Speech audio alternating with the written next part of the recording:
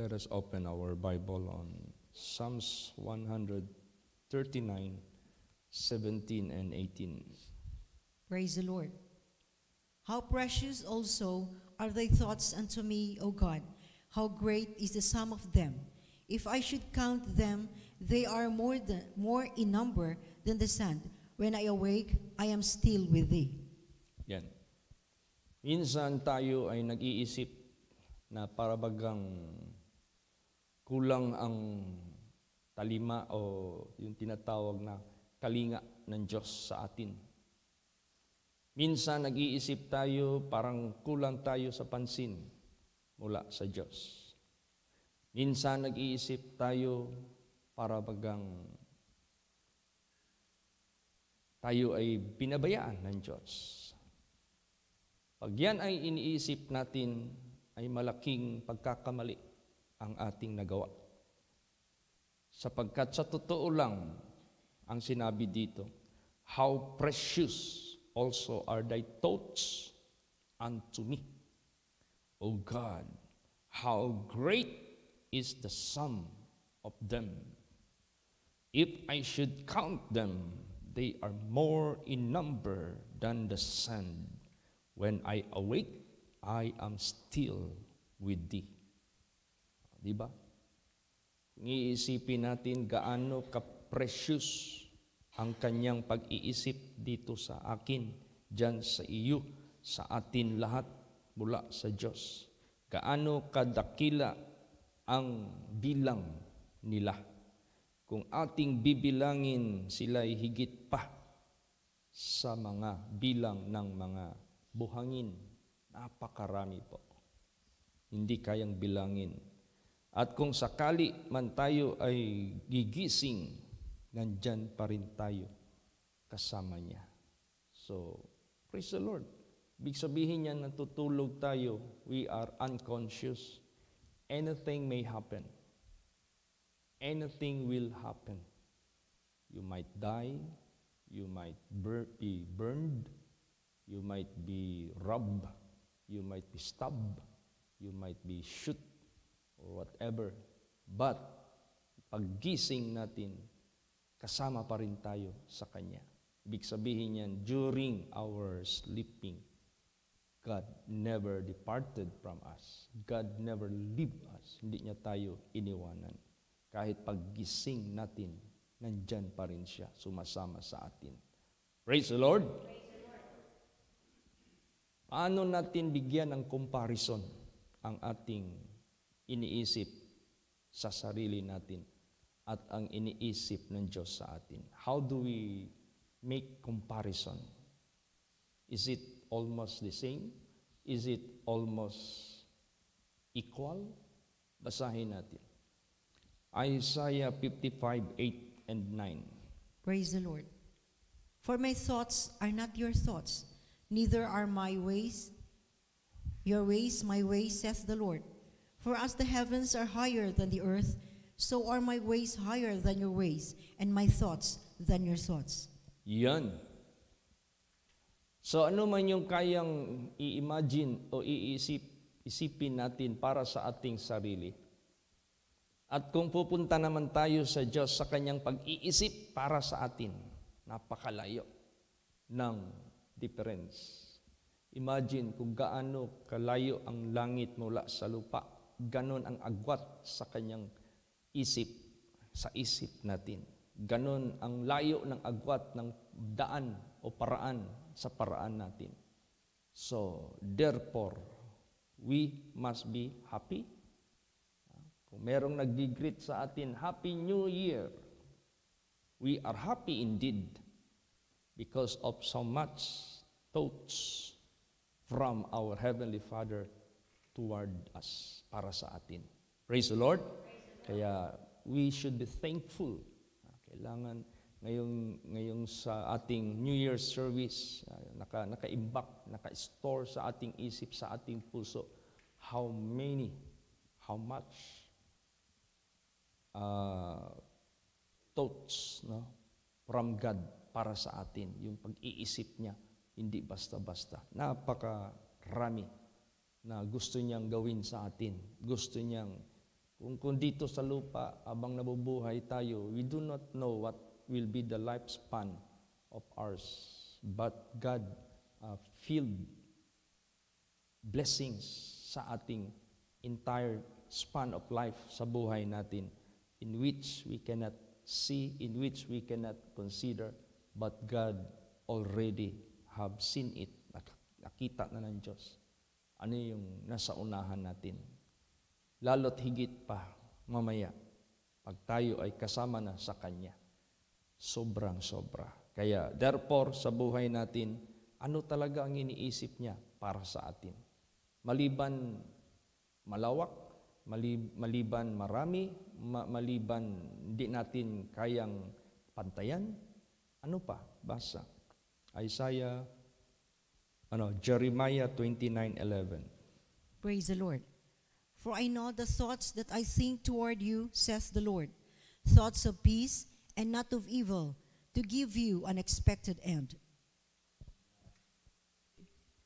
I know the thoughts that I think toward you, saith the Lord, thoughts of peace and not of evil, to give you an expected end.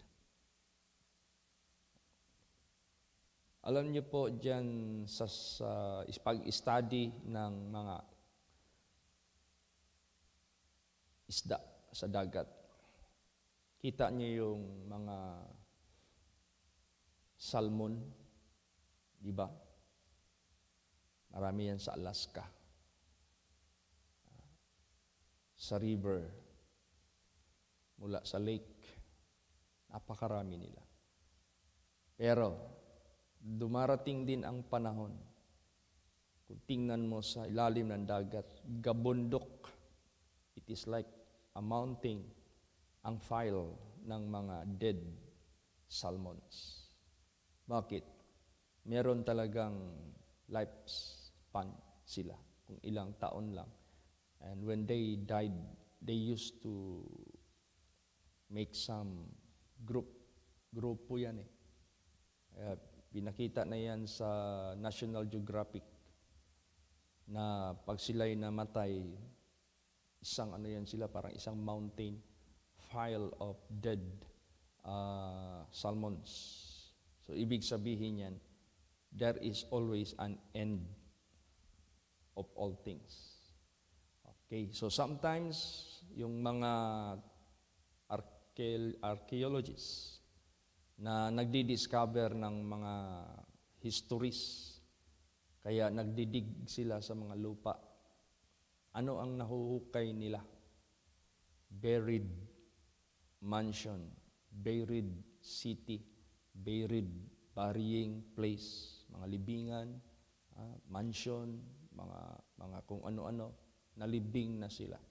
So, even how magnificent is your life on earth, there is always an end. God knows. Alam ng Diyos yan. That's why yung isip niya sa atin, He will give us an expected end. Tumitingin ang Diyos sa ating katapusan, sa ating buhay sa sanglibutang ito. Ano ang tinitingnan ng Diyos sa ating end na ito ay madugtungan balang araw ng blessedness, eternal riches, eternal peace, eternal joy, eternal life. Yun ang iniisip ng Diyos sa buhay natin. Pero marami pa rin sa buhay sa sanglibutang ito, they cannot consider that. Minsan ang buhay ng tao, masama ang ugali, masama ang pakitungo sa kapwa. Akala mo walang hanggan na yung buhay niya sa sanglibutang ito. They never know that there is an end of all things here on earth. Pero ang Diyos, kinoconsider niya yung end natin. Gusto niya talaga. Ito ay hahantong kahit paman sa walang hanggang blessedness. Praise the Lord. See, hindi natin nakikita yan, pero nakikita yan ng Diyos. Hindi natin nakukonsider yan, pero nakukonsider ng Diyos. Kaya ganun kalayo ang kanyang isip para sa atin. That's why we must be thankful for this. Praise the Lord. Kailangan talaga tayo magpasalamat sa ating Panginoong Diyos. Basa pa. Psalms 40 verse 5. Praise the Lord. Many, O Lord my God, are thy wonderful works which thou hast done, and thy thoughts which are to us word. They cannot be reckoned up in order unto thee. If I would declare and speak of them, they are more than can be numbered. Yan. See?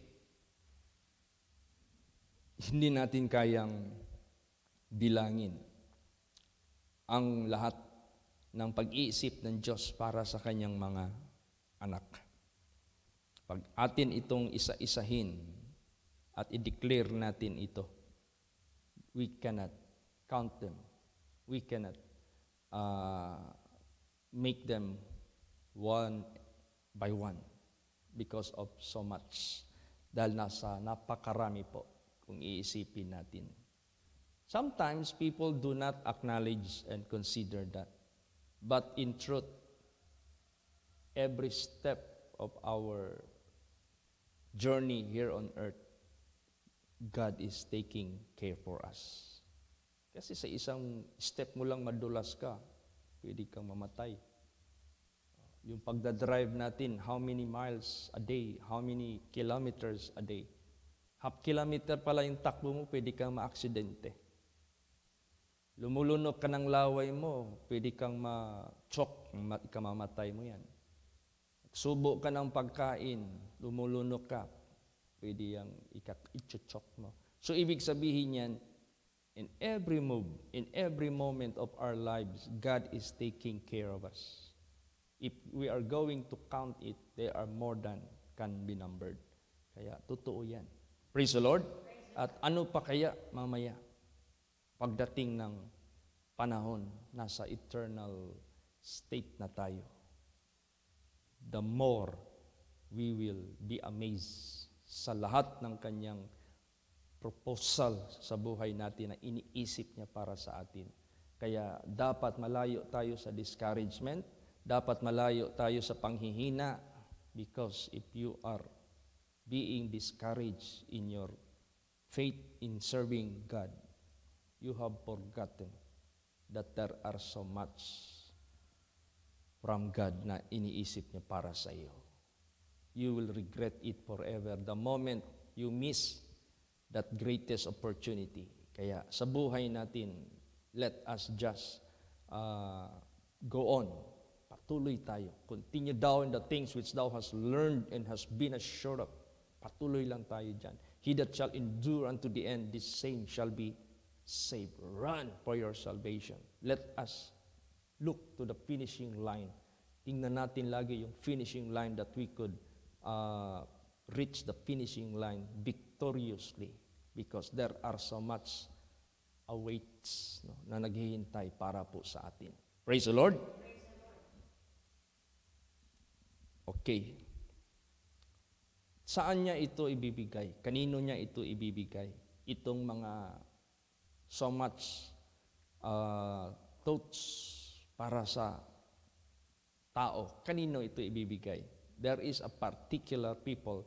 There is a so-called specific people na kung saan we must be in of that people. Dapat makapasok tayo sa mga tao niyan na kanyang pinagtutuunan ng kanyang pag-iisip. Basahin natin.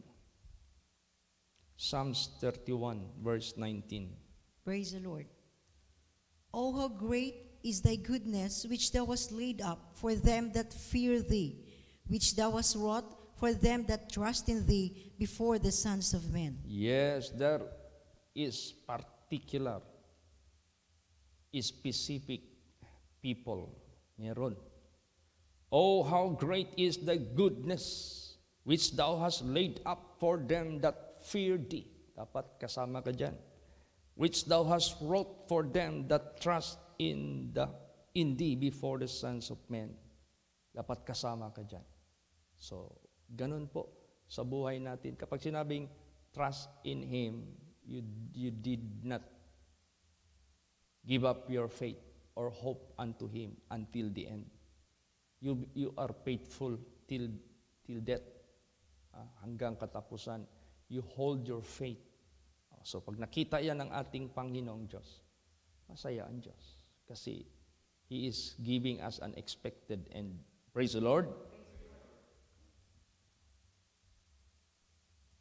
Aside from that, na yung isip niya ay so much for us, i-consider din natin na lahat ng ating move, alam niya rin. Para tayo mag-ingat. Basa. Psalms 139 verse 3. The Lord. Thou compassest my path and my lying down, and art acquainted with all my ways. Yan. Pinaikutan mo ang aking daan at ang aking paghiga. Alam na alam mo ang lahat ng aking mga ways. See? My thoughts afar off, thou knowest. My sitting down, thou knowest. My lying down, thou knowest. So, ibig sabihin yan, kahit saan ka pa pupunta sa sanglibutang ito. If I am going to hell, thou art there. Ano ibig sabihin yan? Magpunta ka sa hell, magpunta ka ba sa paggawa ng kasalanan, nandoon ang Diyos, alam niya ang gawa mo.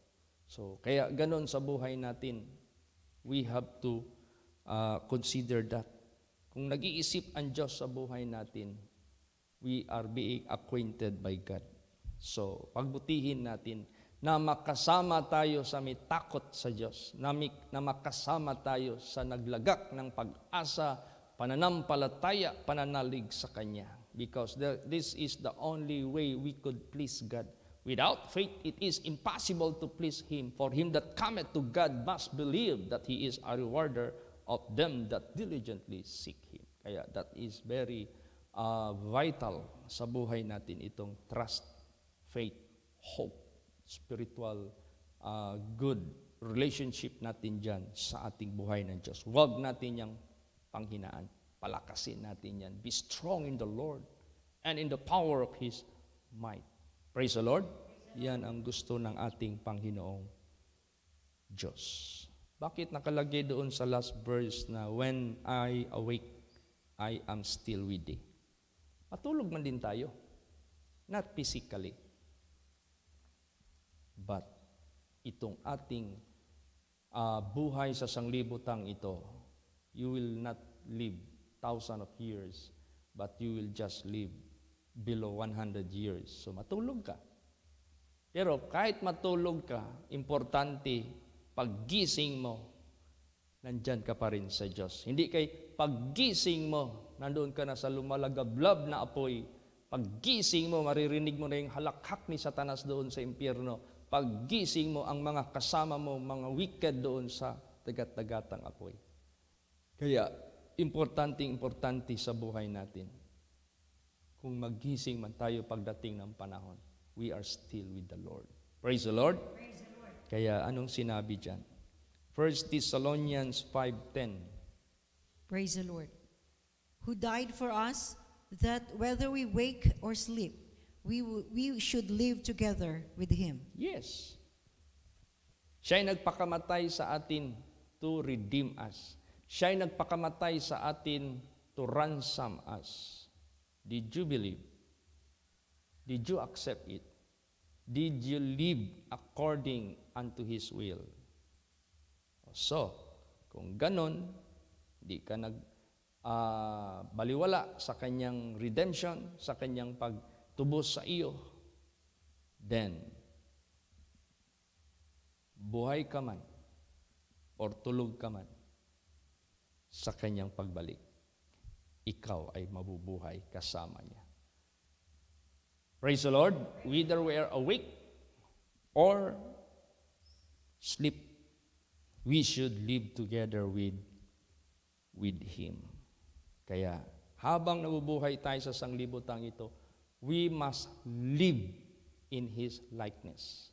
Habang nabubuhay tayo sa sanglibutang ito, we must be found doing not our own will, but the will of God. Bakit? Basa. Psalm 17:15. Praise the Lord. As for me, I will behold thy face in righteousness. I shall be satisfied when I awake with thy likeness. Yes. Tingnan mo yan. You want to be satisfied. lack nothing. You must be in the Lord. Tingnan mo yung mga countries na, first countries, why is it there are so much cases of committing suicide? Kunting trial lang sa buhay nila, they cannot stand and they will commit suicide because they don't have one thing. They don't have faith in God. They don't have hope in God. They don't have God in their lives. So, they thought after that, dumaan sila ng turbulence in life. They thought it is better for them to finish their lives rather than to face all those sufferings. Diba? Di nila kayang harapin ang mga challenges sa buhay because they don't have God. They lack God. They don't have the faith. Kaya tayo, diyan kay Lord Jesus Christ, mapalad tayo. Because we can face challenges, even death, we can defeat. O death, where is thy sting? O grave, where is your victory? Praise the Lord. Praise the Lord. Who shall separate us from the love of God or from the love of Christ? Shall famine, persecutions, nakedness, perils, sword? Nay, in all these things we are more than conquerors through him that loved us. For neither death, nor life, nor any other creatures, nor angels, nor things present, nor things to come, shall be able to separate us from the love of God. Kaya, iba na ang feeling pag nakatutok ka sa Panginoong Diyos. Yung iyong takot sa Diyos at saka yung trust mo sa Kanya. Praise the Lord. According to the book of Daniel, it was prophesied already. The time will come, this will happen. Basa. Daniel 12 verse 2. Praise the Lord. And many of them that sleep in the dust of the earth shall awake, some to everlasting life, and some to shame and everlasting contempt. Yan. The question is, where do you belong on that moment? Saan ka kaya dyan?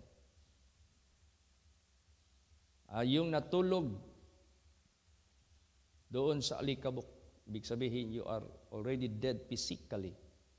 Time will come, God will awake you.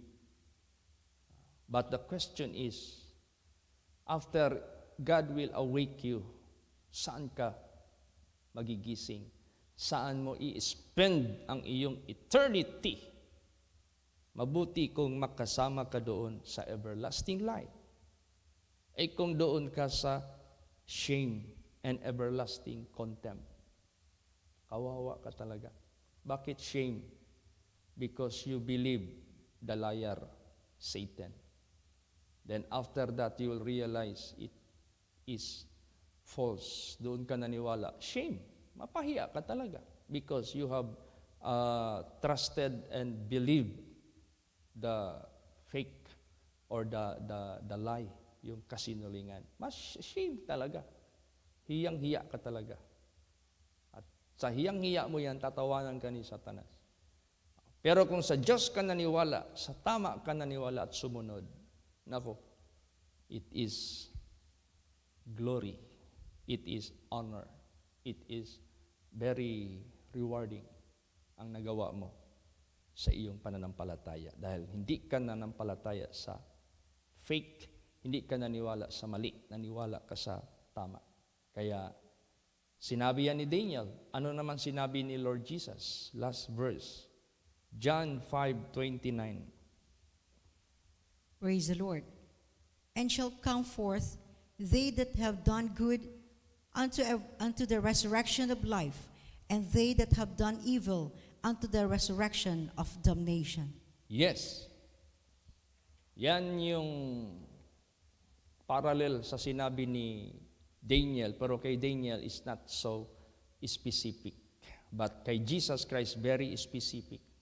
They that have done good shall be resurrected unto life. They that have done evil shall be resurrected also to damnation. So, ibig sabihin yan, habang buhay tayo, you must do good. Not your own good, or not your own goodness, but the goodness of God. Not your own righteousness, but the righteousness of God. Ganon. Kaya mapalad yung tao na hindi nag-alinlangan sa salita ng Diyos.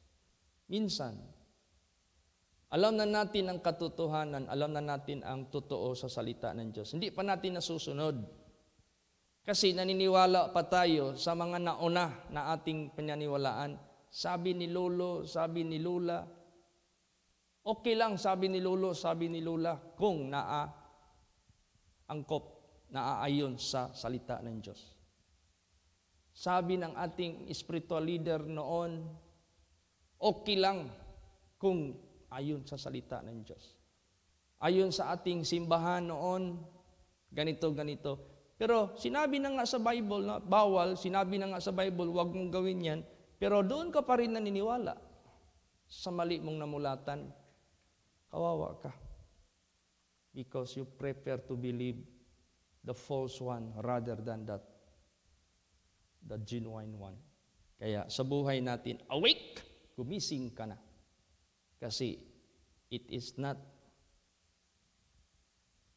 religion will judge you, will judge me, but the Word of God.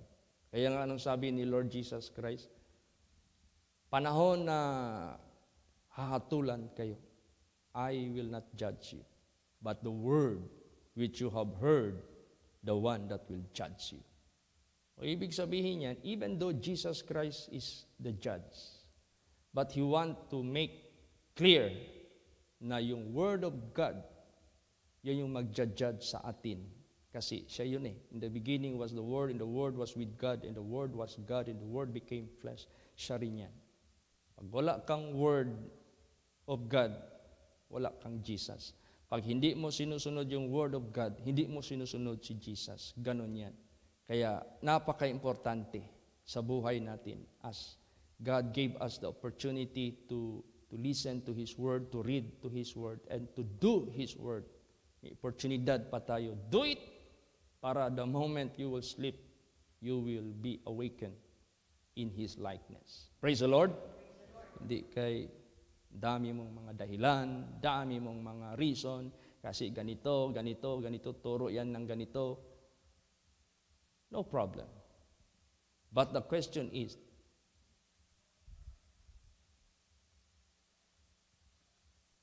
will it not violate the Word of God? Hindi ba mag-violate yan sa Word of God? But if it violates, stop it. Hintuan mo na bago ka mamatay. Kasi ang Word of God ang magja-judge sa atin. Kasi kung alam lang natin kung anong iniisip ng Diyos sa atin, dapat sumuko na tayo 100% sa Diyos. Sa Word of God na yan. Praise the Lord. Para tayo maging mapalad pagdating ng panahon. Kaya there are so much thoughts from God towards you, towards me, sa ating lahat. Kaya huwag kang ma-discourage, huwag kang manghina, but rather consider His goodness, His greatness para sa iyo. And you must be thankful. Kaya this new year, we have so much reason to rejoice, to be thankful to God, because God preserved us and gave us the chance to be saved. Praise the Lord. Praise the Lord. Tayo po ang lahat.